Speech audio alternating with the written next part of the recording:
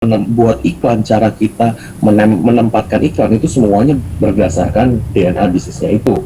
Jadi salah satu syarat bisnis autopilot adalah DNA bisnisnya harus juga sudah jelas gitu kan. Nah, setelah saya sistemasi frontline-nya itu, berarti kan saya sistemasi ini semua nih. Di workshop juga akan diajarkan apa itu SOP, apa itu KPI, apa itu yang namanya audit, kemudian yang namanya controlling itu seperti apa akan dikasih tahu semua gitu loh, dan kita akan tuntun Anda untuk membuat itu sendiri karena pada dasarnya ketika Anda membuat sistemasi sebuah bisnis, setiap bisnis itu sistemasinya berbeda dan banyak juga di workshop-workshop itu yang bertanya dan pertanyaannya standar dan sama semua. Kok abis kita sistemasi, kalau mereka ambil buku SOP kita, bisnis kita bisa difotokopi dong sama dia? No. Orang bisa mengcopy ide, tapi orang tidak akan bisa mengcopy eksekusi. Kalau nggak percaya, yang bikin burger lebih enak dari McDonald banyak. Yang jualan burger paling banyak tetap McDonald. Nggak mungkin lo bisa kalahin dia dari sisi jumlah volume penjualan burger per hari. Lo nggak mungkin bisa kalahin dia. Jadi, balik lagi, karena semua bisnis itu unik dan karena eksekusinya juga unik, tidak mungkin Anda bisa difotokopi begitu saja dan dengan kayak kita jadi COVID itu nggak mungkin gitu loh. Nah, jadi setelah saya sistemasi frontline itu kita move to back sedikit, kita sistemasi dari sisi keuangannya nih gitu loh. Karena di workshop nanti Anda akan belajar apa itu 4 pilar dalam bisnis ya, yaitu operations, keuangan, HRD, kemudian marketing. Itu 4 pilar itu akan dipelajari semua dan kita akan benar-benar menuntun Anda untuk membuat SOP di setiap departemen yang ada gitu loh, karena penting banget gitu loh untuk Anda bisa memetakan mau mulai kerja itu dari mana gitu kan. Biasanya sih setelah workshop 3 hari itu semuanya kepalanya pada mumet ya kan, kepalanya mau pecah biasanya, dan mau pecahnya itu mau pecah penuh harapan karena mereka biasanya udah tahu nih gue harus ngapain nih gitu loh. Dan memang overwhelming ya, karena ketika begitu dijabarkan selama 3 hari PR yang harus dikerjakan itu banyak banget gitu loh. Cuma ya bagus kan, jadi kan Anda tahu nih apa yang harus Anda kerjakan di dalam bisnis Anda supaya bisnis Anda itu bisa maju dan supaya Anda bisa selevel dengan perusahaan-perusahaan nasional kelas nasional lainnya gitu kan, di mana ya perusahaan-perusahaan itu sudah mencapai level itu gitu kan. Nah, kemudian syaratnya yaitu kita sudah memiliki departemen-departemen yang bersangkutan dan bisnisnya itu profit ya, karena untuk mensistemasi sebuah bisnis itu Anda membutuhkan profit. Nah, makanya kenapa yang kedua saya sistemasi itu biasanya dari sisi finance, accounting, and tax. Karena dari situ Anda benar-benar bisa melihat apa itu laporan keuangan, Anda bisa mengerti HPP Anda berapa atau modal Anda berapa ya kan, cost atau expenses berapa, dan kemudian Anda juga bisa tahu net profit Anda berapa dan cash flow Anda berapa. Dari situ itu akan saya jelaskan semua di materi tambahan untuk di workshopnya, biasanya di hari ketiga sih saya jelasin itu sih. Karena percaya nggak percaya banyak sekali pengusaha di luar sana yang tidak mengerti apa itu laporan keuangan dan mereka melakukan yang kita bilang manajemen laci. Manajemen laci itu ya nanti deh kita jelasin deh di workshop ya supaya lebih seru lagi gitu kan. Karena memang itu basically that's what most of them do, karena memang tidak ada background di situ. Nah, makanya kan kita ajarin preliminary-nya supaya bisa mengerti lah bagaimana caranya melihat itu. Nah, makanya untuk mengetahui net profit Anda berapa itu sangat penting sekali untuk membuat bisnis Anda bisa autopilot, karena dari situ juga Anda bisa membudget, lalu bisa meng-hire orang apakah enggak. Kalau bisnis itu jalan tapi profitnya kecil, terus lu berani gitu meng-hire orang, ya nggak mungkin kan, nanti gajiannya dari mana, betul kan? Nah, untuk mengetahui gajian dari mana, Anda harus cepat mengetahui net profit Anda berapa. Jadi setiap tutup buku per bulan, setelah bayar gajian dan semuanya, Anda bisa tahu nih, oke, gue sisa sekian nih, gitu kan, untuk untuk di spending, untuk kita bisa memiliki sebuah karyawan atau sebuah tim member yang bisa membantu kita dalam melakukan bisnis yang kita lakukan gitu kan. Nah, kemudian habis dari keuangan biasanya saya mensistemasi yang namanya HRD nih. Kenapa? HRD dibutuhkan ketika volume perekrutan dan volume karyawan Anda sudah melonjak tajam ya, itu sudah cukup banyak. Karena kalau cuman masih di bawah 10 sampai 15 orang itu tidak terlalu sulit gitu loh. Nah, tapi kalau Anda sudah punya lebih dari 10-20 orang, itu akan menjadi meratkan dan akan menjadi time consuming jika Anda tidak mensistemasi dari situ. Nah, salah satu caranya ya balik lagi tadi kan saya sudah sistemasi dari front, karena front line itu menghasilkan uangnya itu tercatat dan terhitung, baru uangnya kita alokasikan untuk budget marketing, untuk budget recruitment, budget HRD dan sebagainya, supaya kita tidak melakukan pekerjaan yang terlalu teknis dan monoton berulang-ulang. Kemudian habis dari HRD itu biasanya kita mensistemasi apa itu yang namanya marketing, karena marketing itu bermacam-macam ya. Biasanya di anak-anak setelah kita workshop itu menjadi lebih jelas apa itu marketing dan apa itu selling dan apa itu branding, karena itu 3 hal yang berbeda. Cuman di workshop ini saya tidak akan membahas yang namanya marketing dan branding dan selling, karena di workshopnya kan adalah membuat bisnis itu berjalan autopilot ya. Nah, dari situ kita mensistemasi supaya apa sih, supaya kita bisa mengukur nih budget marketing yang kita keluarkan berapa dan estimasi kita mendapatkan customer itu berapa banyak. Sehingga marketing itu menjadi terukur dan budget marketing itu menjadi jelas nih alokasinya mau kemana-kemana aja kan gitu kan. Nah,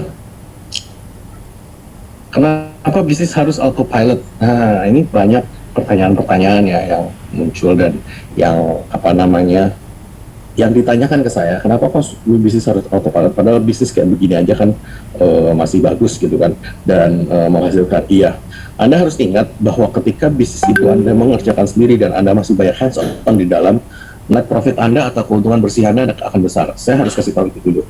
Net profit Anda akan berkurang ketika Anda melakukan sistemasi, karena pada dasarnya sistemasi adalah merekrut orang dan menempatkan orang-orang itu untuk bekerja di posisinya supaya kita tidak harus mengerjakan lagi. Nah, bedanya net profit Anda kecil tapi Anda tidak harus mengerjakan lagi. Jadi essentially Anda sebenarnya naik pangkat nih dari dari milik bisnis menjadi owner bisnis kan gitu kan. Nah, karena kan kalau owner bisnis belum tentu dia harus kerja gitu loh. Nah, ketika dia tidak kerja dan bisnisnya jalan, berarti kan yang dia lakukan adalah lebih banyak controlling kan. Nah, dari situlah Anda memiliki lebih banyak waktu untuk Anda spending. Misalnya nih, saya punya teman Bang Adi, tukang bakso gitu kan. Hari ini baksonya sudah berjalan bagus dan sudah cukup tersistemasi dengan oke, sehingga dia memutuskan untuk pulang kampung dan buka satu lagi di kampung untuk kehidupan yang lebih tenang, dan dia bisa mengajarkan lebih dalam tentang agama dan value ke anak-anaknya. Nah, itu fine-fine aja, cuman dia hanya bisa achieve itu atau mendapatkan itu ketika bisnisnya sudah bisa tersistemasi gitu loh. Kalau bisnisnya tersistemasi dan autopilot, itu dia mengontrolnya gampang, dan mengontrolnya itu bukan dengan orang kepercayaan, mengontrolnya itu dengan sebuah sistem. Nah, kalau di saya bukan bikin bisnis autopilot itu bukan gara-gara saya mau cepat-cepat pensiun dan cepat pensiun dini. Saya orangnya agak diem, jadi bagi saya itu, Anda kan lebih kenal saya lebih jauh lagi ketika workshop itu 3 hari, karena Anda akan banyak berbicara dengan kita gitu kan, dan aja jadi benar-benar tahu siapa kita, dan kita tuh orangnya kagak bisa diam. Jadi kita bikin bisnis autopilot itu bukan karena gue mau pensiun dini, no, gue mau bikin bisnis lainnya gitu kan. Jadi makanya terjadilah 20 cabang lebih dengan 12 lebih unit bisnis lainnya, dan keep on growing loh itu setiap kuartalnya ya, which is ngeri juga karena setiap unit bisnis itu menyumbang angka offset yang cukup signifikan gitu loh. Nah, mungkin itu kenapa bisnis harus autopilot dari saya ya, gitu loh. Nah, next topik adalah bangun tim untuk bisnis autopilot. Yes, membangun bisnis autopilot menjadi kerjaan yang kagak kelar-kelar, kerjaan yang paling susah dan kerjaan yang paling dibutuhkan sebenarnya. Every single business you're in people's business. Jadi maksudnya bisnis apapun itu, Anda tetap kok mengurus yang namanya manusia, dan yang namanya manusia itu Anda harus bisa urus dengan benar dan bisa memberikan parameternya supaya mereka bisa bekerja dengan baik sesuai dengan fungsi masing-masing di dalam sebuah tim. Nah, timnya apa saja, bagaimana caranya penempatan orang di situ, bagaimana caranya menentukan job desk-nya dan segala macam, itu akan kita jelaskan semua di workshop selama 3 hari itu. Jadi memang akan lebih in-depth ya, lebih detail ya, bagaimana cara rekrutmennya, bagaimana caranya menentukan job description-nya, bagaimana caranya menentukan orangnya, bahkan orang itu lebih dan kondisi lagi tadi saya baru baca chatnya dari anak-anak yang ngomongin tentang koneksi. Jadi mereka bisa lebih, jadi di workshop itu akan lebih banyak fokus ke bagaimana caranya rekrutmen, training, orientasi, dan penempatan sampai retraining lagi di dalam sebuah sistem team management ya gitu loh. Jadi karena kan team management itu yang rutin ya, yang harus dilakukan. Makanya kenapa HRD itu harus disistematis setelah Anda jelas net profitnya berapa. Kan kalau misalkan Anda nggak jelas net profitnya berapa, Anda akan takut untuk melangkah untuk rekrut, Anda akan takut untuk melangkah untuk meng-hire karyawan, dan Anda juga tidak akan selesai-selesai nih mensistemasinya nih. Tuh. Karena setelah Anda buka departemen HRD, itu akan menyedot budget yang cukup besar, tetapi itu akan membuat Anda lebih bisa melakukan lebih banyak hal sebenarnya. Makanya kayak untuk banyak cabang, untuk banyak departemen itu bisa dilakukan dengan adanya sistem, dengan adanya struktur organisasi yang jelas. Nah, untuk sistemasi struktur organisasi itu kita juga akan jelaskan semua di workshop offline kita, karena itu penting banget ya. Dan dulu kesalahan saya juga, saya tidak memetakan struktur organisasi perusahaan saya secepat mungkin, sehingga lebih kebanyakan double jobnya itu kelamaan. Double job itu misalnya Anda seorang entrepreneur kan hari ini kan, entrepreneur itu kan CEO, Chief Everything Officer, jadi segala macam apapun itu lu kerjain semuanya sendiri kan gitu kan. Nah ketika lu kerjain semuanya sendiri, lo harus ingat ya, cost lu turun. Karena kenapa? Yang seharusnya gaji 3 posisi Anda kerjain semua nih gitu kan. Nah makanya Anda tidak keluar dari sisi expenses dari untuk gaji karyawan. Nah, tapi Anda harus ingat, semua itu kan Anda tukar dengan waktu Anda kan. Nah pertanyaannya nextnya adalah mau sampai kapan nih Anda menukar itu dengan waktu Anda. Awal-awal jadi entrepreneur udah pasti itu kita melakukan banyak job kan ya kan. Cuman makanya kenapa setelah kita sistemasi frontline-nya, cara jualan, operations, apa yang harus diomongin ya kan, terus cara pekerjaannya gimana, teknis-teknisnya seperti apa, itu kan harus dikerjain semua ya gitu kan. Dan ketika sudah dikerjakan semua itu, terus harus bisa ditangkap kan nih uangnya nih, sudah ditangkap uangnya baru kita bisa bangun tim yang cocok untuk itu gitu loh. Nah makanya kenapa double job disarankan untuk entrepreneur, karena Anda harus membuat dapur ngebul ya. Ingat ya, entrepreneur fokus ke omset dan profit, bukan ke fasilitas. Jadi saya kasih bocoran sedikit, entrepreneur yang berasal dari background karyawan atau kerja sama orang itu biasanya gagal karena mereka terlalu fokus ke fasilitas, bukan fokus ke omset dan profit. Karena kenapa begitu? Ketika Anda sudah mensistemasi perusahaan Anda, pasti Anda akan bisa lagi untuk mengupgrade fasilitas-fasilitas yang ada. Fasilitas yang ada itu contohnya apa sih? Misalnya harus ada kantor, satu orang satu meja sendiri, satu orang satu locker gitu kan, satu orang satu laptop, satu orang satu apa gitu kan. Nah, misalnya kan begitu kan. Nah, karyawan Anda sudah terbiasa dengan keadaan atau kondisi di mana semua fasilitasnya lengkap, kayak internetnya kencang bagus, satu orang satu handphone, kemudian ada pantry-nya, ada tempat makannya ya kan, dikasih makan gratis, kemudian ada apanya lagi, ya pokoknya fasilitas lah kan gitu kan. Nah ketika Anda menjadi entrepreneur, dia berpikir bahwa kerja yang benar itu selalu didukung dengan the right environment and the right tools. Maksudnya selalu didukung dengan lingkungan yang tepat dan tools atau perlengkapan yang tepat juga gitu loh. Which is ketika Anda menjadi entrepreneur itu tidak seperti itu, karena Anda memiliki budget dan waktu dan manpower yang terbatas untuk mengerjakan semua itu. Sehingga biasanya nih ketika karyawan itu menjadi entrepreneur, dia akan lebih fokus ke fasilitas, itu sih ujung-ujungnya akan bangkrut dan gagal. Bukan karena apa-apa ya, memang karena mindsetnya belum berubah menjadi mindset entrepreneur. Nah, seorang entrepreneur itu bisa aja kok ngerjain 5 job dalam satu hari, dan itu dilakukan untuk segera mengumpulkan omset dan profit yang dibutuhkan di bulan depan kan begitu kan. Dulu ketika pertama kali saya jadi bikin dokter mobil juga sama kok. Saya ngolong, saya masuk ngerjain mobil, saya jongkok-jongkok di situ, ngolong, dekil-dekil, ganti oli dan segala macam, kuku nggak pernah bersih, ya kan? Sekarang kuku saya nggak pernah kotor. Ya kotor kalau cuma syuting doang lah ya, boleh lah ya, jadi kotor ya.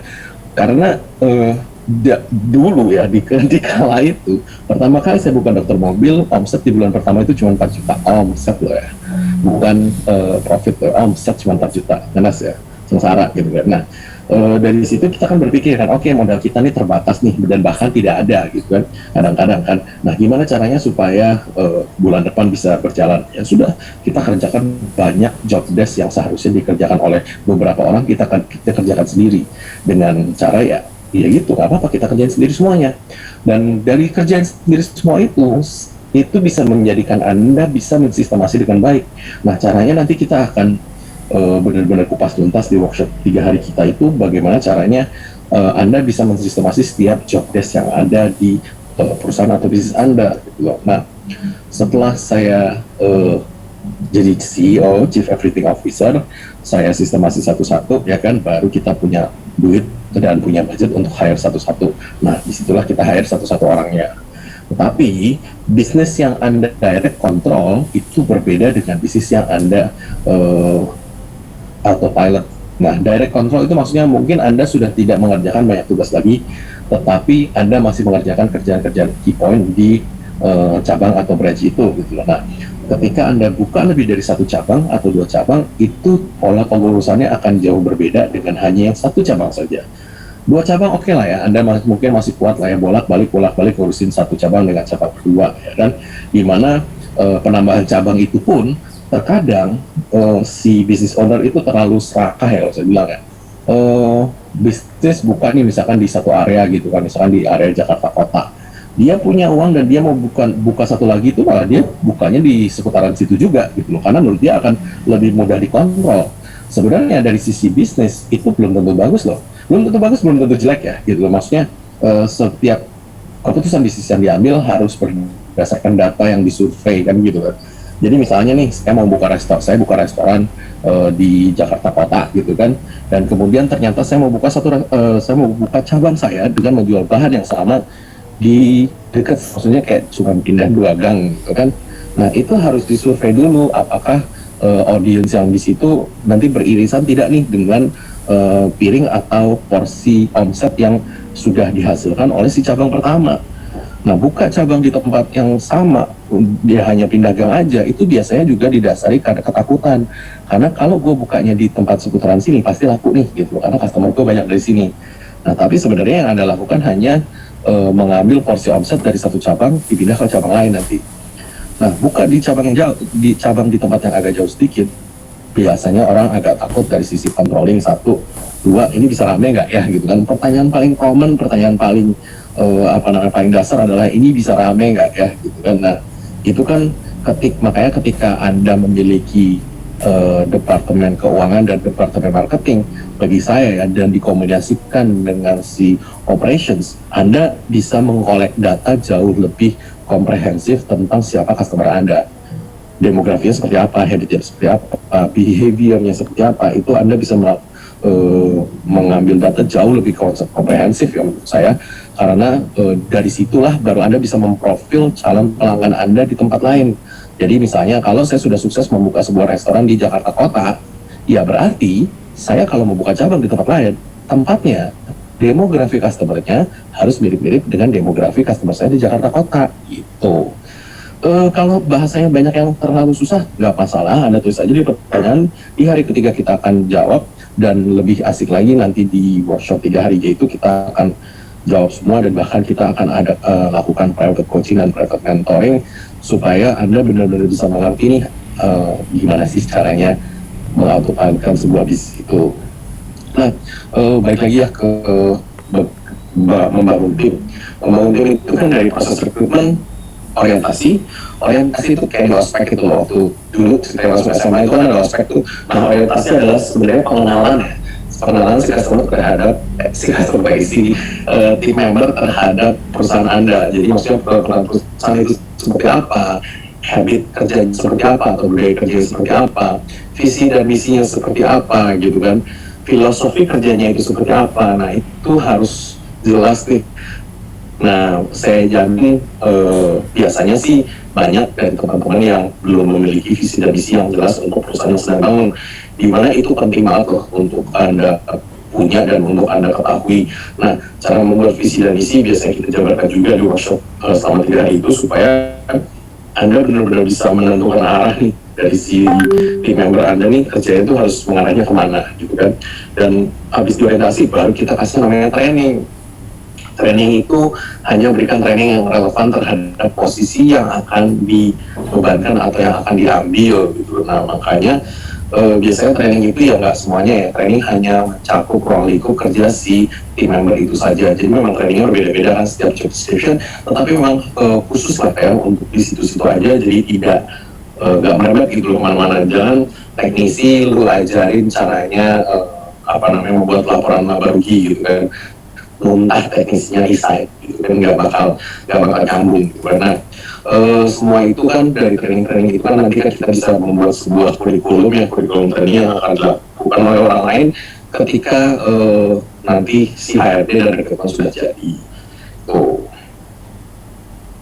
Nah, kesalahan dalam membangun sistem sebuah bisnis. Oke, ini menarik. Kesalahan dalam sistem sebuah bisnis. Biasanya sistem bisnis itu ketika dibuat berdasarkan ego. Dibuat berdasarkan ego itu apa sih? Anda mengerjakan sendiri di pos itu, dan Anda mau mengajarkan orang lain mengerjakan di pos itu, Anda maunya mereka 100% perfect nih gitu. Sehingga Anda beban kerja atau workload-nya yang seharusnya dibagi menjadi misalnya Anda bebankan itu ke seorang, misalnya nih ya gitu, karena Anda bekerja berdasarkan ego, 1, 2, Anda ngeliatin laporan keuangan nih, wah kalau gue hire 3 orang kayaknya mahal nih, gue bebanin 1 orang nih gitu. Nah, inti dari sebuah sistemasi adalah supaya orang lain atau anak lulusan SD pun mengerjakan pekerjaan itu sesuai dengan SOP, itu tidak akan salah. Inti dari sistemasi itu ya. Jadi jangan pernah dijejelin terlalu banyak kerjaan ke satu pos untuk menghemat gaji gitu kan, gaji karyawan gitu kan, dimana nanti itu sistemasi nggak akan kelar tuh, karena nggak ada satu orang pun yang bisa melakukan pekerjaan seperti yang Anda lakukan. Balik lagi, Anda CEO-nya kan, udah pasti Anda lebih jago kan dari anak buah Anda kan. Nah, job desk banyak, kerjaan banyak, Anda tetap bisa kerjain, karena kenapa ya, Anda CEO-nya memang gitu loh. Nah, itu satu. Dua, biasanya kesalahan dalam membangun sistem bisnis itu sistemnya belum matang atau sistemnya belum bulletproof kalau kita bilang ya. Belum matang itu maksudnya sistemnya belum teruji secara ekstensif atau secara jangka panjang, itu sistem bisa dijalankan oleh banyak orang dan tidak menghasilkan problem baru. Itu namanya sistem yang sudah teruji atau bulletproof ya. Nah, itu juga menjadi salah satu kesalahan ketika saya membangun cabang kedua, ketiga, dan keempat. Cabang kedua dan ketiga itu kita bangun secara cepat dan didasari oleh ego, sehingga yang kita cari bukan sebuah sistem yang baik, tapi yang kita cari adalah orang kepercayaan. Nah, ya syukur-syukur yang satu orang kepercayaan dapat, yang satu nggak dapat, sampai akhirnya cabang ketiga kita dulu harus ditutup gitu kan. Nah, ya sudah, itu tidak ada masalah gitu kan, itu namanya uang sekolah yang kita harus bayar gitu kan. Tetapi kan dari situ saya jadi mengerti, ketika kita sudah membuat SOP, sistem, dan lain-lain, itu kita harus membutuhkan waktu untuk menguji sistemasi kita sendiri. Jadi kita implementasi di bisnis kita, di perusahaan kita sendiri, kita tungguin nih, ada yang salah apa enggak, ada yang melenceng apa enggak, error marginnya seberapa gede, waste-nya seberapa banyak, complaint rate-nya seberapa gede, reward-nya berapa banyak, itu harus dihitung semua, supaya bisa ketakar dengan jelas ya, ini siapa yang kerjain dan ini kenapa salahnya, apa yang harus dirubah dari SOP-nya, sehingga SOP itu menjadi bulletproof dan matang gitu. Nah, untuk cara mengerjakan SOP itu nanti pasti kita akan jelaskan di workshop selama 3 hari ke depan, selama 3 hari itu, karena kalau dijelaskan di sini kayaknya jelek banget.